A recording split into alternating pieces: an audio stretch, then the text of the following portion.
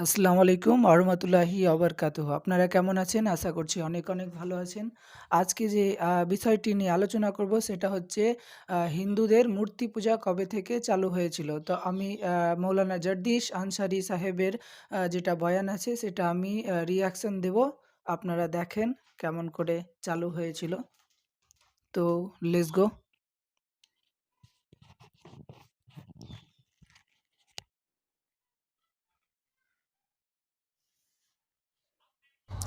अब देखिए, हिंदुओं के बड़े से बड़े पंडितों को आप बिठा लीजिए ऑक्सफोर्ड यूनिवर्सिटी लंदन में। चार दोस्त उसमें तालीम हासिल कर रहे हैं, एक यहूदी, एक ईसाई, एक मुसलमान, एक हिंदू, चारों इंडिया के। जो हिंदू है उसका नाम है कृष्णा मेनन। चारों दोस्त खाने की टेबल पर बैठे हुए और खाना खा रहे हैं, अचानक जिक्र छिड़ गया। एक मुसलमान सवाल कर रहा है, ये मेरा ईसाई दोस्त है, इससे पूछो कि तुम किस नबी को मानते हो। ये कहेगा जीसस, ईसा अलैहिस्सलाम को। ये हमारा यहूदी दोस्त है, इससे पूछो कि तुम किसको मानते हो। वो कहेगा मोसेस, मूसा अलैहिस्सलाम को। मैं मुसलमान हूं, अगर मुझसे कोई पूछे तुम किस नबी को मानते हो तो मैं कहूंगा मुहम्मदुर रसूलुल्लाह सल्लल्लाहु अलैहि वसल्लम को। ईमान तो मेरा सब नबियों पर है, लेकिन पैरवी किसकी करते हैं, इताअत किसकी? मुहम्मदुर रसूलुल्लाह सल्लल्लाहु अलैहि वसल्लम की। इनको अपने नबी का नाम मालूम है, इनको अपने नबी का नाम मालूम है, मुझे अपने नबी का नाम मालूम है। आए कृष्णा, तुम भी हमारे दोस्त हो, इंडिया से बिलोंग करते हो, जरा ये बताओ कि तुम किस नबी को मानते हो, तुम्हारा नबी कौन है? कृष्णा मेनन खामोश। उस मुसलमान ने सवाल किया, हमारे नबी मोहम्मद रसूलुल्लाह पर कुरान उतरा, इनके नबी मूसा पर तौरात उतरी, इनके नबी ईसा पर इंजील उतरी। आए मेरे दोस्त कृष्णा, तुम्हारे नबी पर कौन सी किताब उतरी? उसने झट से कह दिया, चारों वेद। वेद आसमानी किताब, आकाशीय किताब, उसने कह दिया। अब देखिए, उस मुसलमान ने फिर सवाल घुमा कर दिया, आए कृष्णा, वेद आसमानी किताब मानते हो तुम, तो हमें मालूम है मेरी आसमानी किताब कुरान है, उसको लाने वाले मोहम्मदुर रसूलुल्लाह हैं। ये ईसाई है, ये जानता है कि इंजील आसमानी किताब और इस किताब को लाने वाला नबी ईसा है। और ये यहूदी है, ये भी मानता है कि हमारी आसमानी किताब तौरात है और इस किताब को लाने वाले नबी मूसा हैं। आए कृष्णा मेनन, तुम्हारी आसमानी किताब जो है वेद है, उस आसमानी किताब का लाने वाला नबी, अवतार, ऋषि, मुनि, पैगंबर, मैसेंजर, प्रॉफिट कौन है? कृष्णा मेनन फिर खामोश। कहने लगा, किताब तो आसमानी है, आकाशीय है, लेकिन इस किताब का लाने वाला कौन है हमें नहीं मालूम।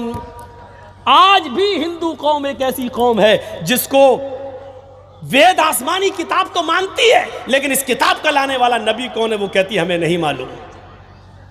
और क़यामत के दिन नूह अलैहिस्सलातु वस्सलाम की कौम ये कहेगी कि अल्लाह मेरे पास आसमानी किताब तो आई थी, डराने वाला तो आया था, लेकिन कौन था ये हमें नहीं मालूम।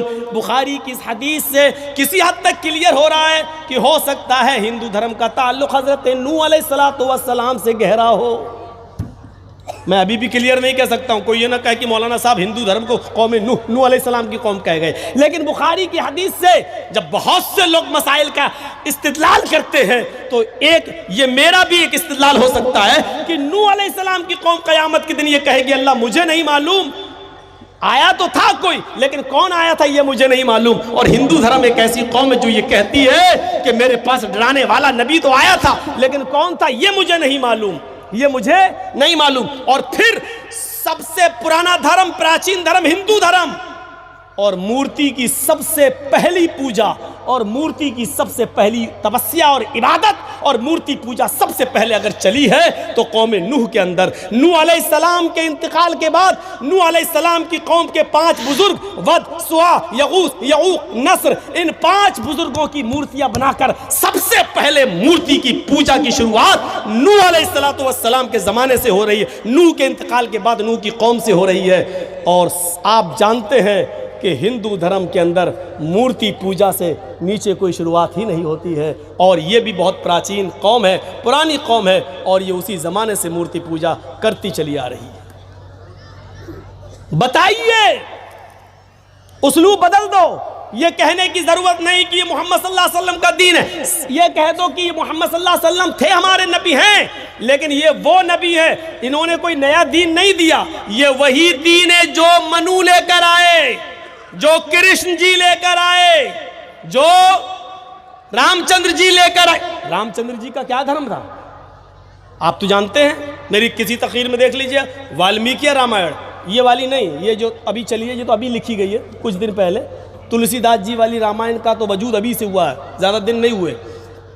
रामचरितमानस का पुरानी रामायण जो 2000 साल पहले लिखी गई थी हिंदू धर्म के आस्था और अकीदे के मुताबिक, 2000 साल पुरानी जो किताब है उनकी वाल्मीकि रामायण, उसमें आज भी लिखा हुआ है कि जब रावण सीता का हरण करके ले गया और हनुमान और लक्ष्मण जब तलाश करके सीता को लेकर आए तो सीता जी अपने पति रामचंद्र जी का आशीर्वाद लेने के लिए उनके पैरों पे गिर पड़ी और उनके पैर छूने लगी कि मुझे आशीर्वाद दो, आपके आशीर्वाद से मैं बच गई। और हनुमान जी ने और लक्ष्मण ने हमको रावण के चंगुल से निकाल लिया और बचा लिया, और रावण हमारी इज्जत पर हाथ नहीं डाल सका, ये लोग हमें बचा कर लाए।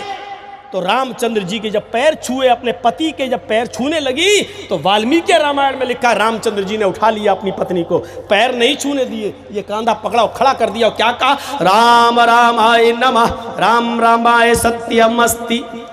हाय सीता, मैं तेरा राम हूं, राम रामाय, तेरे राम का राम है ऊपर वाला। जब आए आ जाए संस्कृत भाषा में राम रामाए, तो आए जब आ जाए तो उसका मतलब का लिए, के लिए, को लिए, का के की का तर्जुमा हो जाता है। राम रामाए, राम के राम को नमः, नमस्कार करो, प्रणाम करो, सर झुकाओ। राम रामाए नमः, राम रामाय सत्यम अस्ति। हाय सीता, तू मेरे पैर क्यों छू रही है, मेरे पैर क्यों पकड़ रही है, मेरे सामने क्यों झुक रही है? मैं तेरा राम हूं और राम का राम है ऊपर वाला। राम रामाय नमः, सीता राम के राम को प्रणाम करो। मैं तेरा राम हूं, अपने राम के सामने मत झुको, उस राम के सामने झुको जो तेरे राम का भी राम है। रामचंद्र जी ने अपनी पत्नी को पैर नहीं छूने दिए, अपने सामने सर नहीं झुकाने दिया, अपने सामने झुकने नहीं दिया। रामायण की ये पंक्ति किसी न किसी शक्ल में सुनन नसई और इब्ने माजा के सफ़हात पर देखी जा सकती है। अल्लाह के नबी जनाब मोहम्मद रसूलुल्लाह सल्लल्लाहु अलैहि वसल्लम के पास जब हीरा शहर से एक सहाबी आए, कहने लगे कि अल्लाह के रसूल, हमने हीरा शहर के अंदर यहूदियों और ईसाइयों को देखा है कि वो अपने अपने बादशाहों के सामने सजदा कर रहे हैं। आप ज्यादा हकदार हैं कि हम आपको सजदा करें, आप ज्यादा हकदार हैं। जब वो लोग अपने बादशाहों के सामने सजदा कर सकते हैं तो हम अपने रसूल के लिए, अल्लाह के पैगंबर के सामने सजदा क्यों ना करें? तो अल्लाह के नबी सल्लल्लाहु अलैहि वसल्लम ने बजाय जवाब देने के, उनको बजाय मना करने के, डायरेक्ट मना करने के, आपने उनसे एक सवाल कर लिया। आपने फरमाया, अमररत बिक़ब्री अतस्जुदु लहू, क्या जब तुम मेरी कब्र के पास से गुजरोगे तो क्या तुम उसे सजदा करोगे? पढ़िए इब्ने माजा, अल्लाह के नबी क्या कह रहे हैं, अबू दाऊद क्या कह रहे हैं अल्लाह के नबी? सहाबी कह रहे हैं, अल्लाह के रसूल मुझे इजाजत दीजिए कि मैं आपको सजदा करूं। यहूदी अपने बादशाह को सजदा कर रहे हैं, ईसाई अपने बादशाह को सजदा कर रहे हैं, तो क्या मैं अपने नबी को सजदा ना करूं? तो अल्लाह के नबी सल्लल्लाहु अलैहि वसल्लम ने क्या कहा, क्या तुम मेरी कब्र के पास से गुजरोगे तो क्या सजदा करोगे? सवाल हो रहा है जिंदगी में सजदा करने का, मुझे इजाजत दीजिए कि मैं आपको सजदा करूं। और आपको फिक्र है इंतकाल के बाद की, क्या मेरे कब्र के ऊपर से गुजरोगे, पास से गुजरोगे तो सजदा करोगे? मतलब क्या था, जिंदगी में तो मैं करने नहीं दूंगा, जब तक मैं जिंदा हूं तो मैं रोक लूंगा, ये शिर्क के दरवाजे कभी खुलने नहीं दूंगा।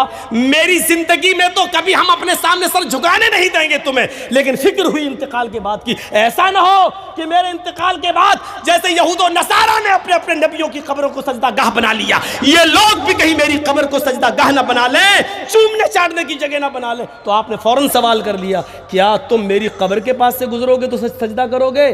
साहबा ने कहा नहीं, ला काला फला तफालू, करना भी नहीं ऐसा। देखिए अबू दाऊद के अल्फाज, फला तफालू, ऐसा करना भी नहीं, मेरी कब्र के पास से गुजरो तो उसको सजदा करना भी नहीं। इसके बाद आपने क्या फरमाया, रामचंद्र जी वाली बात, क्या कहा, मेरे सामने क्यों झुक रही है? झुकना है तो ऊपर वाले के सामने झुक, अपने राम के को रमा कर, नमस्कार कर, झुक। अल्लाह के रसूल ने भी यहाँ क्या कहा, अगर अल्लाह के अलावा सजदा किसी को जायज होता, अगर अल्लाह के अलावा यहाँ सजदा किसी के सामने, सर झुकाना किसी के सामने जायज होता, तो मैं औरत को हुक्म देता कि वो अपने शौहर को सजदा करे। इस हदीस ने क्लियर कर दिया, रामचंद्र जी ने भी अपने पत्नी को पैर नहीं छूने दिए। यहाँ अल्लाह के रसूल ने क्या कह दिया, अगर अल्लाह के अलावा किसी को सजदा करना जायज़ होता तो मैं औरत को हुक्म देता कि वो अपने पति को सजदा करे, लेकिन सजदा सिवाय अल्लाह के किसी और के लिए है ही नहीं, इसलिए बीवी को भी जायज़ नहीं है कि वो अपने शौहर के सामने झुके। ये है समानता, ये है बराबरी जो हिंदू भाइयों में भी और हमारे अंदर भी है। তো হ্যালো বন্ধুরা, আমার এই ইসলামিক চ্যানেলটা যারা অবশ্যই দেখবেন, লাইক কমেন্ট শেয়ার আর অবশ্যই সাবস্ক্রাইব করবেন। আর এখান থেকে ইতি করছি। আসসালামু আলাইকুম।